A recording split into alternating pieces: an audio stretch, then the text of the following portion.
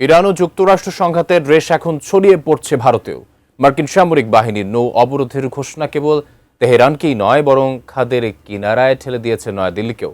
এতদিন যে safe passage ব্যবহার করে ভারত তেলের সরবরাহ সচল রেখেছিল, ডোনাল্ড ট্রাম্পের একটি নির্দেশ সেই পথও রুদ্ধ হতে চলেছে।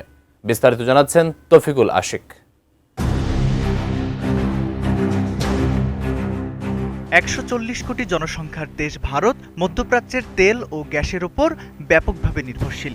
এই সরবরাহ ব্যবস্থা ভেঙে পড়লে তীব্র জ্বালানি সংকটের ভয়াবহতা দেখবে নরেন্দ্র মোদী সরকার, যা দেশটির দ্রুত বর্ধনশীল অর্থনীতিকে স্থবির করে দিবে।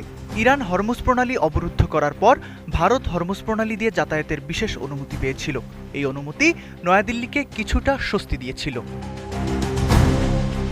গত শনিবার ভারতের পতাকাবাহী একটি এলপিজি ট্যাঙ্কার সফলভাবে হরমুজ প্রণালী অতিক্রম করে মুম্বাই উপকূলে এসে নোঙর করেছে। ইরান অবরুদ্ধ এই জলপথ দিয়ে এটি ছিল ভারতের নবম জাহাজ। পুরো বিশ্ব হরমুজ প্রণালীতে ঢুকতে ভয় পেলেও নয়াদিল্লি আর তেহরানের মধ্যকার বিশেষ কূটনৈতিক চুক্তির ফলে এই সুযোগ পাচ্ছিল ভারত। কিন্তু পাকিস্তানে অনুষ্ঠিত স্থায়ী যুদ্ধবিরতি আলোচনা ব্যর্থ হওয়ার পর মার্কিন প্রেসিডেন্ট ডোনাল্ড ট্রাম্প সোমবার থেকে ইরানের সব বন্দরে কঠোর অবরোধের নির্দেশ দিয়েছেন, যার ফলে বিপাকে পড়েছে ভারত। আমি বুঝি নির্মাণের শিল্প, সালাম স্টিল বোঝে ডিউরেবিলিটি। সালাম স্টিল, মোস্ট ডিউরেবল স্টিল। ট্রাম্পের এই নতুন অবরোধ কার্যকরের ফলে ভারত যে সেফ প্যাসেজ সুবিধা পাচ্ছিল তা বন্ধ হয়ে গেছে। নয়াদিল্লি যদিও এই যাতায়াতের জন্য কোনো অর্থ বা টোল দেওয়ার বিষয়টি অস্বীকার করেছে, কিন্তু ওয়াশিংটনের এই পদক্ষেপ ভারত ও ইরানের মধ্যকার সেই গোপন কূটনৈতিক সম্পর্কের ভবিষ্যৎকেও প্রশ্নের মুখে ফেলে দিয়েছে। গ্যাসের মজুদ আশঙ্কাজনকভাবে ফুরিয়ে আসায় নয়াদিল্লি বাণিজ্যিক খাতের গ্যাস সরবরাহ কমিয়ে দিতে বাধ্য হয়েছে, নজর দিয়েছে সাধারণ পরিবারগুলোর দিকে।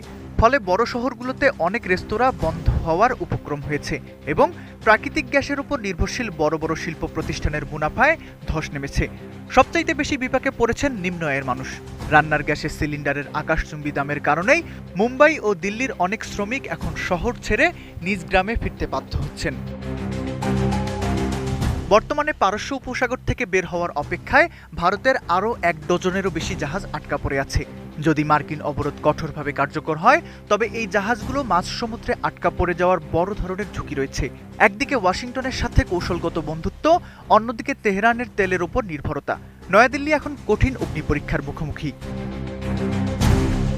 সবকিছুর মাঝে দাঁড়িয়ে ১৪০ কোটি মানুষের ভারত কিভাবে এই মহাপ্রলয় থেকে নিজেদের অর্থনীতিকে রক্ষা করে, সেটাই এখন দেখার বিষয়। তবে ট্রাম্পের অবরোধ আর ইরানের অনড় অবস্থান শেষ পর্যন্ত ভারতকে কঠিন অবস্থার মুখোমুখি করতে পারে।